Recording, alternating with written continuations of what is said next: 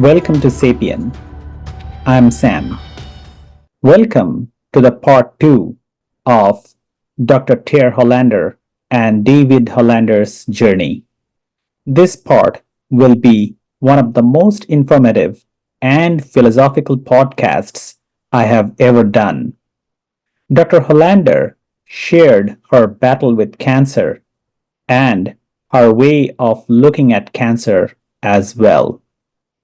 Dr. Hollander generously shared her thoughts from a patient's perspective that how the relationship should be between a patient and his or her family members, caregivers, and physicians. Agree or disagree, I encourage you to watch it till the end to grasp the complete thought process from a patient's point of view. The topic of brain cancer will come up at a certain point in the conversation. I would also like to disclose that I am a scientist and worked on brain cancer for almost a decade. If you could take us to that point when you are, when you had a normal life and then you first got diagnosed. I was running back. I had I had my daughters. They were in the And by state. that time, you already finished your education. You I already had your finished my PhD. education, and now I'm working and going to Africa and working in third world development and making sure that there were sewage systems, sewage and systems put up, or Okay. digging, working in irrigation systems for farms. I was out there and trying to find medications for making sure food trucks and medications got to different tribes within different areas of Africa. So I was just gun ho and living my life and coming back to America and falling. I got married a couple of more times since the time that the first husband. But my daughters, they did not want to travel, so they enjoyed being around my mother, my birth mother, my sisters and brothers, who are absolutely, my sisters especially, were absolutely wonderful human beings. And so my daughters enjoyed hanging out with them and being with and as my birth mother grew older, she was a very um, good grandmother to my children. Plus, I was always a good daughter to her. I always wanted her to have all the things that she wanted. So I worked hard to try to provide those things for her too. And so I lived a great life. And I can remember it happened at a time where I was out of the country, and I got really sick while I was out of the country. So I wanted to come back to the country and and feel better and to get better. I knew something was wrong, and uh, friends of mine who I told you that when I was really out of getting out of breath. I couldn't handle. I had a bout with malaria earlier on, and of course, me not taking all the precautions like I should have, and going into certain areas and diseases. I always where the countries. If you go into like Ghana, Jerry Rollins and was the president of Ghana at that time. He'd always want me to come and stay at the beautiful hotels and in Accra, but I wanted to go out into the bush and be with the people, and I wanted to sleep the same way they slept, or eat the same Right. way they ate, and eat the foods that they ate. My system didn't wasn't really ready for it. But I had been going and going. Plus, I was giving speeches all over the place. I even spoke to many of my colleagues, white and black, at Clemson University. I remember I just had completed a speech there. And I got home and I was out of breath and I collapsed. And the next thing I know, I woke up in the hospital and was told that I had had a respiratory arrest. In the meantime, they found the AML. And I'd also, subsequently, went into blast. So it was a whole lot of things happening. And they were able to uh, get me my respiratory, my heart was, because of not only that with the with the respiratory, your lungs shut down, your heart shuts down, everything, your system shuts down, but it's because my body was really going through a heck of a lot, and it was starting with the blast stage.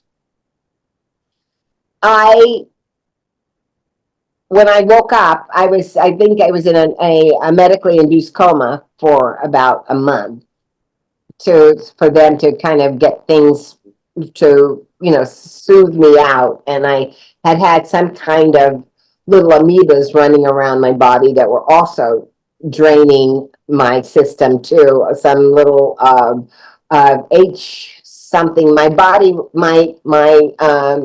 was attacking itself. Okay, so it's a little bit autoimmune. Yes, yeah. I had a terribly autoimmune. It was not only it had gotten so tired, but then it also just decided to attack itself, as well as the leukemia coming on. It was even worse. So when I came to, and I was ready to understand everything, but I wasn't ready to accept that I was dying of cancer. I wasn't ready. That wasn't something that I had been introduced to me yet. What had been introduced to me is that, okay, you're looking better, you're doing well, and you may get to go home, but there's some things we need to work out with you. So that was it. So I had been looking, my husband before, David. So I was looking at, okay, I wanted to call him on the phone because they said that he had been up to the hospital, but and my secretary also had been up to the hospital, but I wasn't awake at that time, so I wanted to let them know that I was awake, and I wanted to talk to them and see them. So I called, and I got the answering service of my house, the answering machine. And so I decided, so while I was at the answering, I hit you can hit a remote system to record a message, but a private message. But then I also wanted to see, who's been calling me, and who else has been. I was being nosy since I'm calling my home answering system. I accidentally, I guess, picked up a message where my husband had received a message, was receiving a call from my secretary. And during the call, they were talking, he picked up before the machine, that they didn't realize the machine was continuing to record. When the old machines, you remember the old message machines, they would continue to record if you didn't hit a certain button. And he must not have been in the room with the main machine. He must have been picking it up at a remote area, because their entire conversation was recorded. And the recording was that I'm going to, the doctor says she'll be awake soon. And he says, I know. And she said, how are we going to tell her? Tell me what? And so he says, well, she said, I feel bad because she just loaned me $15,000 to buy my house, and I feel bad for her. And I'm like, what are they feeling bad about? So I'm listening to this whole conversation, and he's saying, she says that, why didn't you tell me? I never forget this. Why didn't you tell me I had my gown on wrong? And he said, it wasn't the gown. It was what was under it.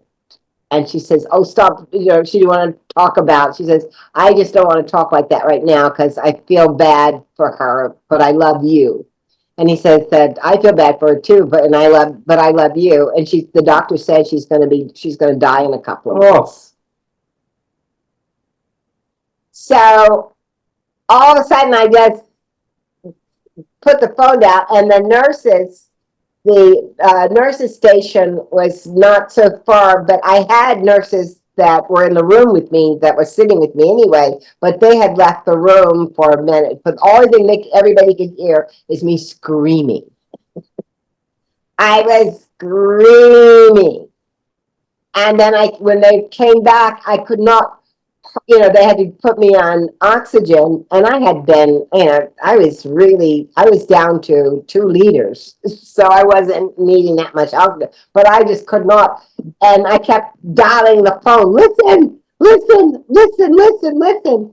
So the nurses listened, so they called the doctor, and so he made them give me something to calm me down because I was really riled up. And and then they called my friend who was a doctor, and he was at the Menninger, he worked with Dr. Menninger at that time. And so, but he was one of my best friends, and he came, and another friend of mine, he came, he was a doctor, but he worked with adolescents and child psychology. He's the one that we build villages for children all over the world. He said, instead of orphanages, we try to build a village for them. So they got to me the next day. They flew in the next day, and by that time, I said that, that I was more concerned about my marriage and this woman, my secretary betraying me, my husband betraying me. I'm not really concentrating on the fact that they're saying I'm going to die. And then the doctor said, well, you have more things to think about because you're dying. And we can try and help you, but your body is not strong enough. So then I had to say, whoa. And I was paralyzed with fear. And that's when my friend, I told you, came and took me down to the laboratory. When he got there, he wanted me to understand what I was facing. So he wanted me to see my cancer cells. And every day he would take me down so that I could not get angry. But then I was saying, that I was angry but I didn't care in a way because I was fighting a romantic loss as well as and I realized that I was like, well, what's the use of life if you can't love? So, but also that the cells were teaching me all kinds of things. And I think that going through that, I began to concentrate on looking at the life as they would give me the eye drops for the petri. I could feed my cancer cells. And then the next day, I think 2 days later, they gave me something. I was destroying them with the interferon, and I was watching them die. And that was just terrible for me. So I decided, after I got to the stage of acceptance, I decided that it's no more going back, that, okay, I'm going to end this marriage, get everything done, I'm going to go to Italy, I'm going to go home to Italy, and I'm going to die. I'm going to see my daughters, I go and see them, they like being in the US, and I wasn't really going to even discuss it with them because they were so used to me traveling and doing things all over the world and helping. I think I always wanted to, everybody I knew that had died, I was away from them. And so I never saw their bodies, and I never dealt with it, so that I never thought of them as dead. I thought of them as, living their lives in a different place and still going on. I never thought of, there are chiefs and all kind. I met, in my lifetime, I met many, many people. I have had many people were called friends. I had a girlfriend once, a friend said that I took off 1 year to visit all my friends. And she came to me after a while and she said, "Oh my God, I wish you were dead." And I said, "Why do you wish I was dead?" She says, "Because I miss you, and that by the time you get, by the time you get back around to me, it's about a year. That before you get, that we don't hear from you or see you or whatever." And I'm like, "But I do take off every year and try to go and visit everybody. Even my friends, their kids will say to you today, they'll say, 'Oh my God, it's to prepare for Tair to come. It's everybody, it's like a holiday. Everybody prepares for her to come when she's there. They party and party hard like 3 days. And then after she leaves, everybody has to rest for 3 days because, but it's just the kids used to say, "Oh, we used to love the idea of you coming." It was like Santa Claus was coming. Our parents were so happy because they knew that you were going to come and it was just going to be just joy and party and fun.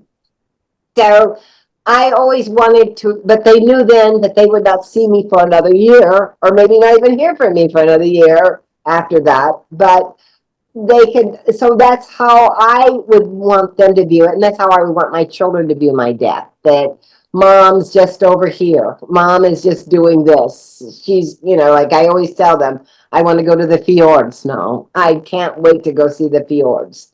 And if I die in the fjords, it'll be wonderful. They're not, they have no desire to go to Norway and go to the fjords. Maybe Aria might want to do it one day with me, but I just love the idea of going to the fjords. So I think that when I found out that and I got everything straightened out, got my house, got rid of it. My friends, they were doctors, and my friends that were lawyers, they took care of the divorce. I didn't even have to see him ever again. I didn't have to see my secretary ever again. I didn't have to deal with them ever again. And I fast forward, I got in a car and I decided I wanted to see. I had to go and give a speech at Jackson State University. It was just Jackson State College at that time. And I had promised, but were told that I was sick and that I may not be able to come. But I let them know that I could make it for the commencement, to the to speak for their graduate course, their graduate class. I drove, and then I left there and I drove to, and I'm very religious about the Bible, and everything I do is based on the Psalms. And Psalms 91 is my Psalms of protection. So I always open up my Bible in the house or in the car if I'm driving. I open the Psalms in the Bible. The Psalms 91 is always in the back seat to protect me from everything. And because Miguel, I think he fell off his job, so I had to I had to do my um, uh, and I drove to Kansas City because my grandmother was there, and I didn't get to. I spent some time with her, but I loved enjoying spending a lot of time with her, and I was going to spend time with her before I decided to go to Italy and let my life finish. And it's so strange. That was my plan. When I got to Kansas City, I got very ill again. My body was turning on itself again. And there were doctors there that when I got to the emergency room, and they were these new young doctors that were, very vibrant and studying, and they all used their summers to go to Russia, and they were training with Patch Adams to be uh, Wow. clowns. And they all went to this guru who told them so much about classical music that they all bought season tickets to the symphony, and they were going to that guru, and they were trying to talk me into staying. And I got this really beautiful loft, right? And not only David witnessed that, this was the part that I went, and so I helped them raise money to do their to get to for their program that year to go and inoculate in Serbia, Croatia, in that area. And they gave me a party. And the party was at whose house? Willie Wilson? No. He was a baseball player. And we had a party there, and they said, give this guy, they said that you'll meet people that you can invite to your housewarming, and you'll get to know more people here. So, this guy, I was like, that guy who came and he was bugging me. What were you saying to me? Like, were you married? Or was I still married? But I was just getting a divorce. The divorce had came through. He says, are you married? I said, yes. And he said, do you and your husband fight? And I said, yes. And what did you say? I said, what do you fight about? And what did I say? Sex. So I said, why? Too much or not enough of it? And I said, not enough. And he was like, my mind was like teasing this guy. I'm like, this is so dorky. So I went over and the doctor said, give it to him, give it to him. He said, and so then that night I went back to my place and he called. You gave me your telephone number. You always say that. I gave you a card. Yeah. I gave you the calling card to come to the party. Number. Yeah. But you thought I was I wanted you to call me. No. But you called me. I called, sure. And what did I do? I told you. And we talked for 2 hours. This is late at night. And then she said, what do you do? I said, I'm a pianist. And she said, oh, you're the guru. Well, I used to do lectures and demonstrations, and these doctors and friends refer to me as a guru. So I said, if you like, I'll play something for you over the phone. So I played a few measures of a piece by Schumann called Dreaming from Her Eye. And when I finished playing that little bit for her, she responded in such a wonderful way. Sometimes you play for people and you get the idea that they like it or they admire it or, you know, it's interesting. But she spoke in a way that told me that she had heard the music with her heart. And I thought, this is somebody that really listens wonderfully. And so then I said, now it's getting late and it's time to go to sleep. And I just want you to know I'm so glad to go to sleep under the same stars with a person in the world. In a world like you. A person like you in it. That's it. You know, I was like, oh. And then God, I asked you to send me someone to love, but you didn't say what color, you didn't say what height, you didn't say what he looked like or what he didn't look like, you just said love. You just wanted love. And I was like, could this be? And he came to my party and then he came over to, then I went over to your house for dinner. He made a dinner for me.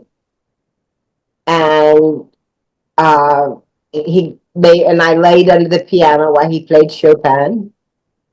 And we had many dates and we kept dating and I kept getting sick and he kept dating me and I would go to his music salons and his concerts. He had a concert series and I go to the concert series. And the next thing I know, about maybe 6 to 8 months later, he's asking me to marry him. And we saw a house that was the guy that was next door, his father had 2 acres. And the guy next door to him had 2 acres. And so I said, do you think that he would ever sell his house? So we went over and made him a deal that he couldn't refuse. And we bought the house and we told him that he could stay there if he didn't mind for rent free. if he didn't mind some construction we wanted to have done, and we did, and lots of members of the symphony helped paint and do things. I mean, it was really a thing of love. And everybody, the goal was to get the house ready and everything done by October 5th. And that was our wedding day. That's what happened. And that's what happened. And so that even during that time, I kept having a lot of being sick off and on, but never stopped the fighting. But my 2 months were going by, and then my 6 months was going by. But I told David that, in fact, only time that I said that I would marry you if I go into remission. And they told me I was in remission. And so that's when I married him. Then we decided after his father, because he had moved to Kansas City because his mom had died and his father was grieving, and he was teaching at that time at the University of Mississippi. So he was just an associate professor. So he decided he would come to Kansas City because he was a protege there. This is a reminder. Take medication. Thank you. That he could, that he was a child protege and Kansas City, Hollander classical This music. is a reminder. Thank Take you. medication. Thank you, Alexa. Thank you. You're so welcome. Your kindness really gives me a charge. We decided we wanted to be on the East Coast. So I think the last time was when we were here and I got sick again. And it was said that it was going haywire. And that I was going, that there was no, it's over. And I said it, and I came to the point and said, okay, it's over. I am no more chemo, no more all of this. I'm tired of the chemo. I'm tired of all of this. And I have, like you can see here, I wear my shunt still. I don't know if you can see it. Your port? My port. Can you still see my port it's like here. Oh, right. Yes. Right here. I still have it. Because now, and the thing is, I always recommend that the people who have the disease, that they, always that they get a port, and rather than the PICC line, because the port, once you close it up, now I get blood tests and things once a month out of it, but it heals over very fast. Okay. It heals over very fast, but if you've got a PICC line or anything else in you, it's just, it's horrible. And you get infections from it. But if you get a good, a port, it's just great. So, but I decided that the port is going to be used for maintenance because I have no more veins. My veins are gone. They're, no more sticking me. And for a while they were sticking me. I was having, it was awful, wasn't it? Everybody was, I didn't realize how bad David thought it was. And he said that, but he was always my champion. He'd always say, it's okay. You're always made it was okay. And I didn't want him, even though he knew I was going to die, he would always say, when it's time, it's time. Yeah. And I think he went through the whole process with his mother. Can you talk about your experiences of going through your mom's cancer and how she took it, how your mom took the aspect of cancer? Well, I remember that it got to the point in the last couple of weeks when she said she was just tired of waiting for that to happen. And then I don't know what else I could share. She went into a coma. I went into a coma, and in then her brain. When did she find out it was going to her brain? about a month earlier. Okay, And, so it was breast cancer metastasized to brain. brain. Was it metastasized? What did she have it before? In her chest? They said that there was a spot on her lung. Oh, lung cancer. Got it. So, And then it and went she to was her. a smoker too. And then a month later, It she went was in to the hospital, Mhm. and she was, we visited her, but she was always asleep. And then somebody had visited her and said, we saw Helen, and she was awake. This is after about a week of her being comatose. And we ran over there right away, and I was there, and I was able to visit with her for about 45 minutes. And I got her sister on the phone and a few other people that she could at least talk to them. That was the last that there was any conscious. Then she went back into her coma after about 45 minutes, and then she died about 2 or 3 days later. Okay. That was it. But and she was very much loved. They celebrated her very well. Even course. the state senator, 400 people came to her funeral. yeah, Wow.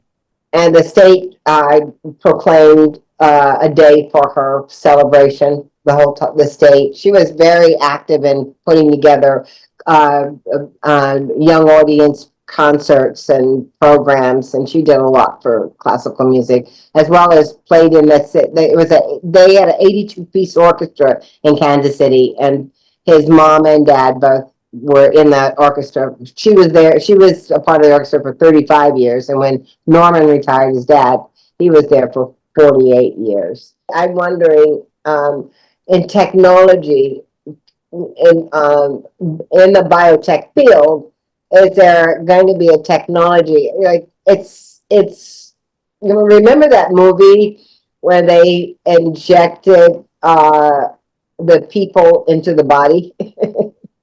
They had a submarine and they injected it into the body. This movie, it was done.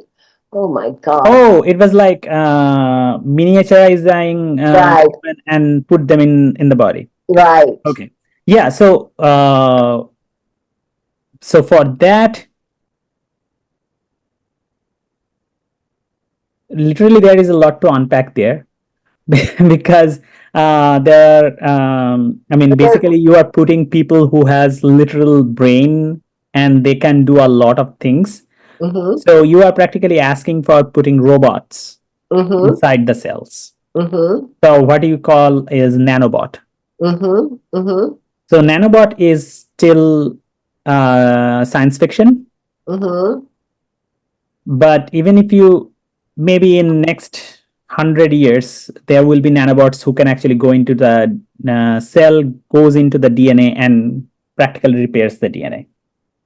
But Right what now, about, but right now, do they have they were saying that they have a sort of like a almost like a metallic type of a material that can go into the body like a camera and take different pictures now. They're talking about using it to photograph. not inside the cell. Okay, nothing, but inside the body.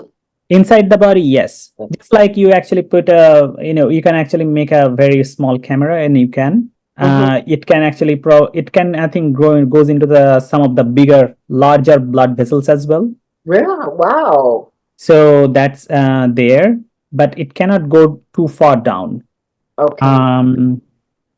We also kind of, it has a technological issue as well because a camera itself essentially has to have a certain amount of, how would I say it? It has to have a certain amount of size so that it has to have so that it can capture it has to have a focal length basically, so that it can focus literally and take pictures. Now you can say that, instead of camera, you can actually insert a sensor. So that is available, right? That is already available because for certain types of MRI, you inject a drug. And the drug is actually, it's like a dye. Yes. It lights up and you can take the picture from outside. It's basically the same thing. We don't really have to find like literal camera for that. Okay. So that's more that's less invasive and more useful in that sense. And they do it for the brain too, right? You can use it for the brain as well. The brain scan. Yes. And but for the cancer, now coming back to the nanobots. So nanobots are still, as I said, it's science fiction. What we have now is the viral mediated technology by which you can actually probably deliver drugs. It's still, under the process, right? Because you saw that, polio virus and all those other viruses are being used. And on top of that, it has to be either some kind of a drug or some kind of a genetic material so that it does a gene edit. The interesting thing is that if you find the technology, and the researches are going on, if you find the technology where you can incorporate a lot of different types of gene editing at one shot, then you don't really need like a tiny robots inside your cell. Right? You don't really need that, because always the best option is that use the almost similar material to fight another material that is more similar. Because if you insert a very tiny robot, the robot is still a metal. And who knows that metal is going to do what, because it's still a foreign body. It will probably cure, but it may actually start instigating something else. With the brain having so much electricity going through it, the nerves, can electricity, the brain, its own electricity be used to help destroy brain cancers? Yes, it is being actually used. It is, okay. Yes, so that's a great question. So that's exactly why I enjoy talking to you. And you hate being in Kansas. I'm just kidding. I hate being Kansas. So, but the thought process that you actually had, considering the fact that you didn't actually know about it before, it still came to you, meaning that you are an inventor already. So, coming back to that particular system, so there is a system called Optune device. So the Optune device, what you do, you can actually wear it on your head and put some amount of electrical field inside the brain. So the cancer cells actually stop dividing. And you can use it in combination of chemo and radiotherapy.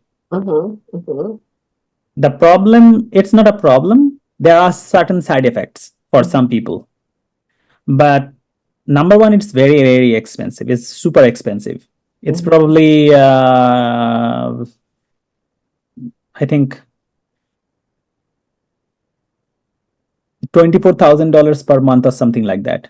I mean, it's very expensive for normal people. But it's actually also does not really give you much extension of lifespan. Oh, okay.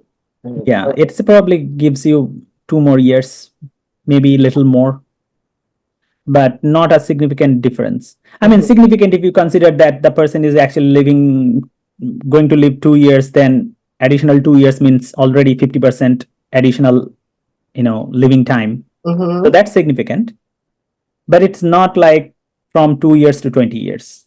But it's saying it, and also 2 years of what is the quality of life at that point too, during that 2 years.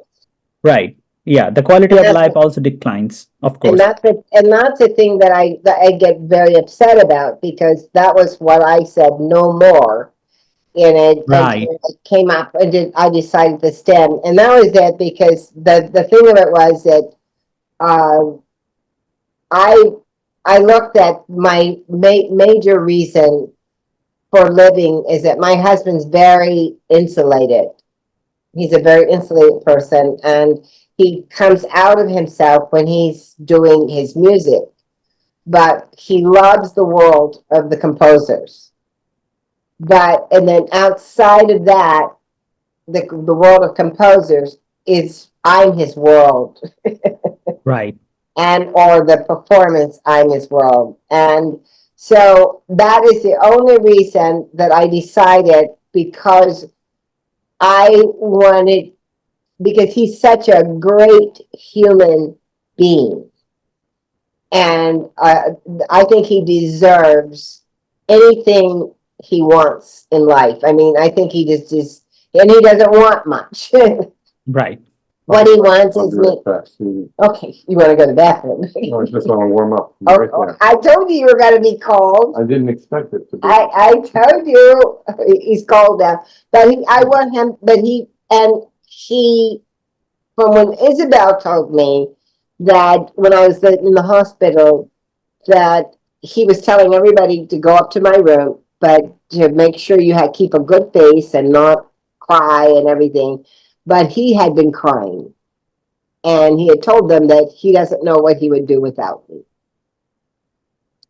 And so Isabel, of course, said, David really is very, she spilled the beans. You met Isabel, she spilled the beans. So, and I love her dearly. She's my dear friend. Yes. And so when when David, after Isabel left, I said to David, I said, what, if you had your greatest wish, what would you wish for? And he said, I would wish for having you as long as I possibly could have. That would be my wish. And I said that then I will try for you. I will give you the gift of me as long as I can. But I want you to understand that I'm doing it as a gift to you. But I want only to get you ready to because I think that you have to know that I want to teach you that when I leave here, I'm not gone. And that's the whole process of me that we've been dealing with now. Now it's been about 15 years that we have this whole process that whenever I have to do maintenance, I will do it.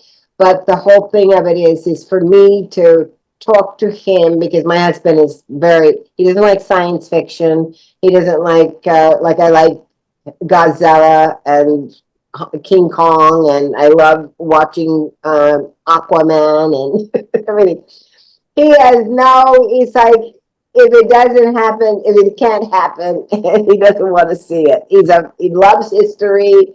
He's a great artist. He's not only is he a great pianist, but he's a great visual artist too. Really? So, yes, and so he absolutely kills me that he's very logical. Right. So he's not, even we have Passover here, we do Passover, and he likes the long Passover services, but he's not religious. I worry only now that I want him to be okay if I decide to go, because I'm always prepared. And that's why I was talking to you about the fact of people need to already learn the 5 stages of grief. Once they get there, that last stage, they should never want to go back and have to redo it again. They should always live with the fact that the sentence they were given for 6 months or 5 months or 2 years, that they're prepared for it. Everybody should be prepared for that. Right. Everybody. That's where your thought process came, right? About your philosophy of cancer. Yes. That how you should be prepared under any circumstances. It doesn't have to be tied to cancer. No. But even for the cancer itself, like how cancer is not really your enemy. No. Right. And we've got to stop that too, because it's so easy to say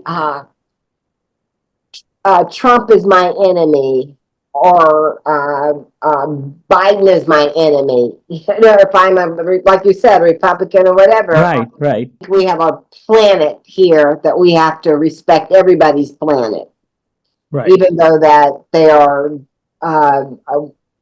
all of the diseases, things that are happening, which are called meteors, I call them in my life. Meteors come to our lives, but we still have to do everything we can, not only to care for this planet, I have to care for this planet too. This Absolutely. planet, if in the middle of the night, I don't sleep because I want to make sure I hear his machine, his diabetic machine Right. go, and that if he's Absolutely. dropped below a certain point, I'm up with the refrigerator with the cookies and wake up, honey, here, and shoving cookies.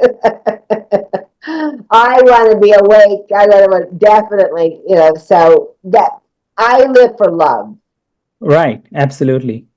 When there's no more love, and I think everybody, and I think that that is the thing, if people want to have a reason to live, but also that you live for love, but then uh, if the person loves you, they want you to have the quality of life that you deserve, and they don't want to see you suffer and tell you to please go on, because you never forced me to. You wanted me to take therapy, but you were never.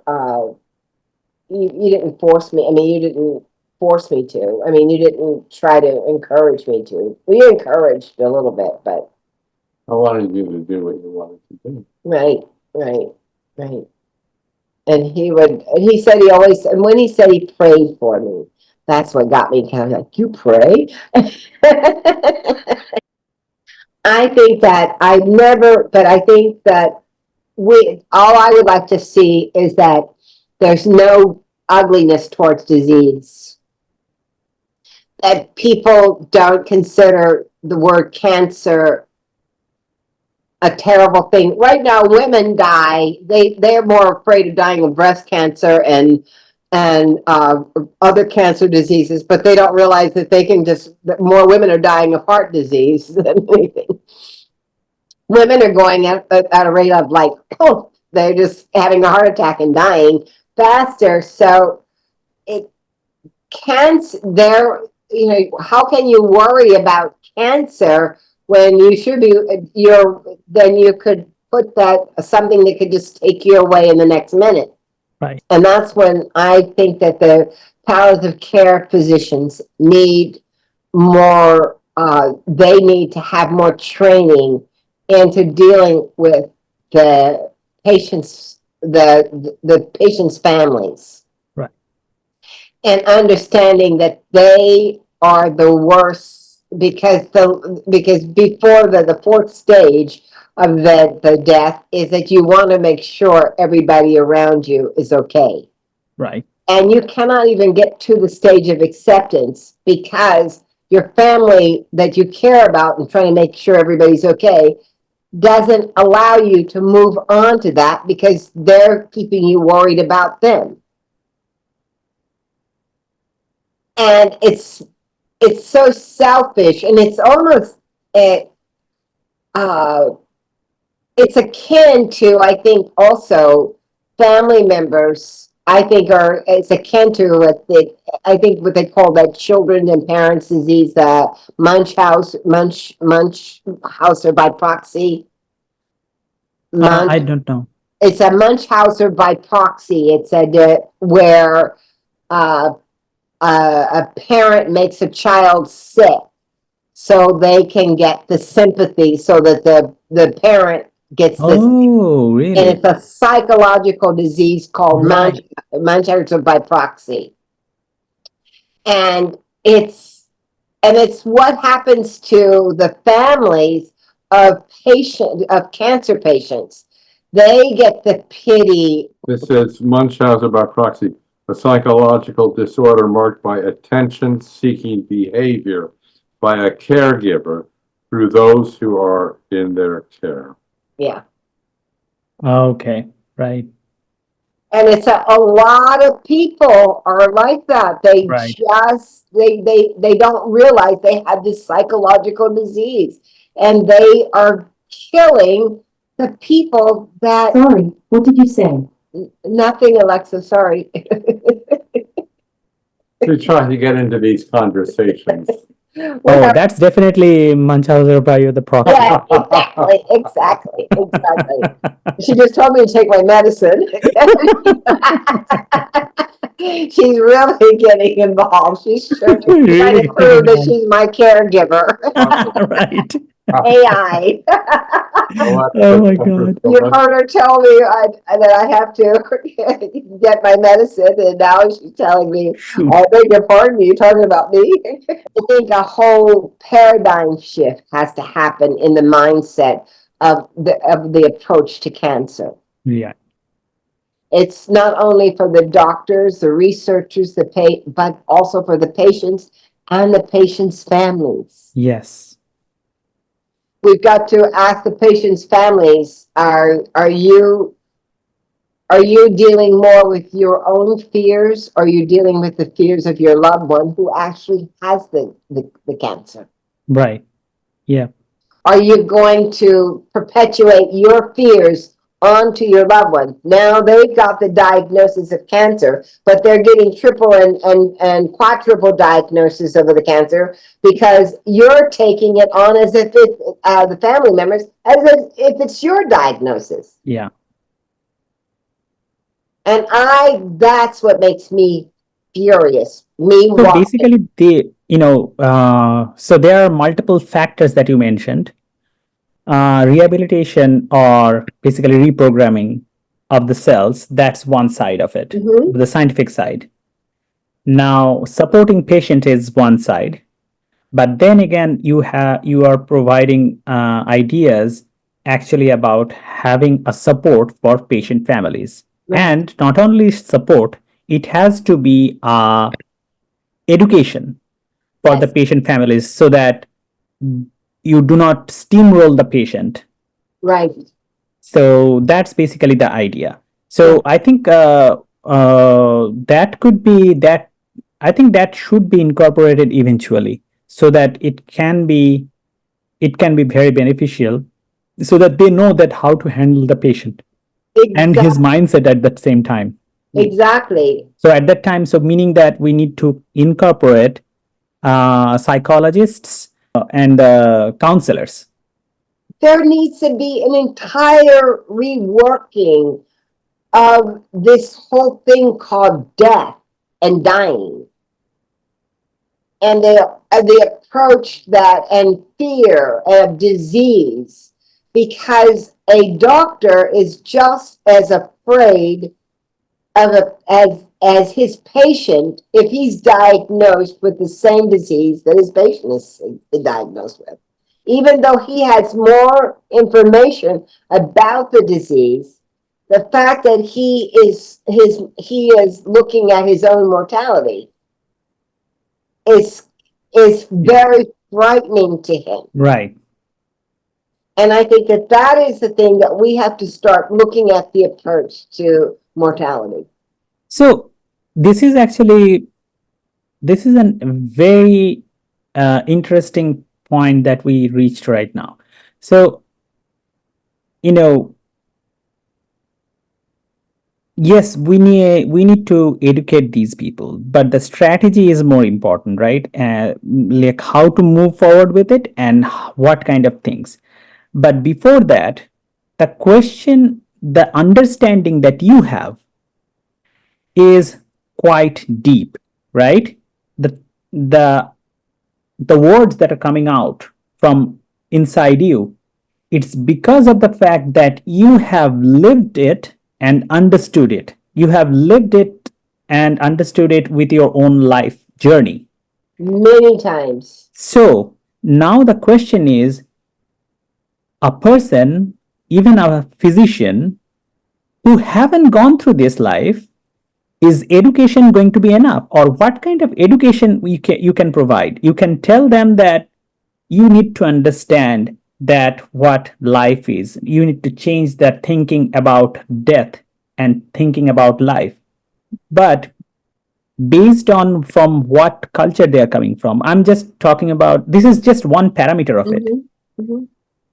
What culture they are coming from, what religious belief they have. They are already, from the very beginning, from childhood, they are wired on thinking in a certain way. Mhm. When they get scientific education, they get the scientific education, but they get to employ the scientific education in a way that the way they understood it, Mhm. the way they understood it in the backdrop of their own background knowledge Mhm. and culture, Mhm. Mhm. and even the way they have grown up with with their friends and all those things. Mhm. The particular understanding that you are having, you have that because you walked the path. Mhm.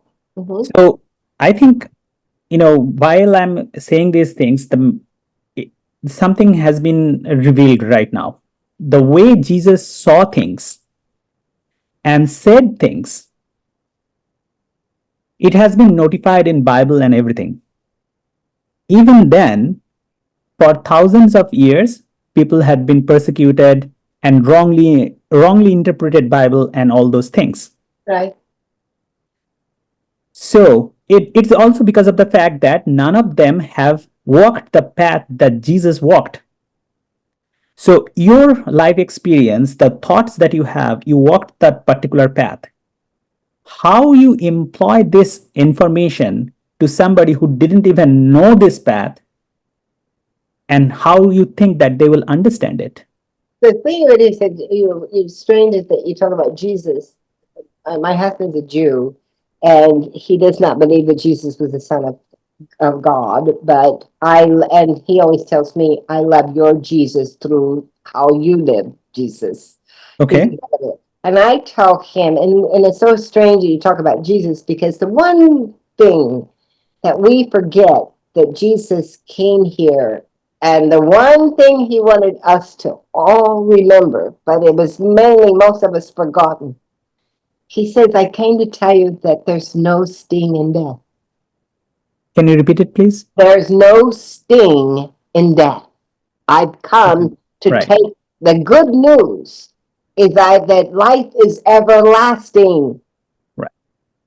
I heard that sentence, the life is everlasting. I did not hear this sentence before. This is the first time I'm There, hearing the there's no sting sing in death. in death. Now, Yes. it's because of why I'm saying this, but even then, these are actually words to one person who haven't actually faced this kind of life experience. You don't have to face a life experience, but I think that you have to. For those who don't, I think that we have to start creating a life experience. Um, when you're told that, when you're given, you can talk to people on death row that, or if you've had a doctor come in and say, we can only give you 6 months. There are actually 5 stages of that you go through psychologically. 5 stages of grief. Fear, Right. everything. But once you get to acceptance, you're home free. Right. Everybody needs to be inoculated to the point they have to go through those 5 stages at some point in their life. Because once they are through it, even if they are not, if they don't meet that end, that, because the worst thing is the doctor, after they've gotten there and and they're in remission. But to say you're not cured. So I'm grateful for the word remission, because that means that I don't have to, that I still know that I'm going to die from this disease, that I'm not cured. So I'm still at that 5th stage of acceptance. And I will never go back to the fear of the initial stage of the announcement. I think that every doctor, somehow, somebody has to be given the mask. We all wear different masks, go to work, go to school, with your students, with your friends, whatever, all the children, put on a mask with their parents, and they have a mask for their siblings, and they have a mask for their friends. There should be a mask handed to individuals in graduate school, undergraduate school, or someplace where they are given that mask, saying the mask of how short your life is going to be. Your life has now become, you've only got this amount of time to live. I have never been so grateful to look back and say that the day that I was told that I only had 6 months or less. Thank you for staying with us till the end. If you learned something from this podcast, please like and share this video and subscribe to the channel. Until next time.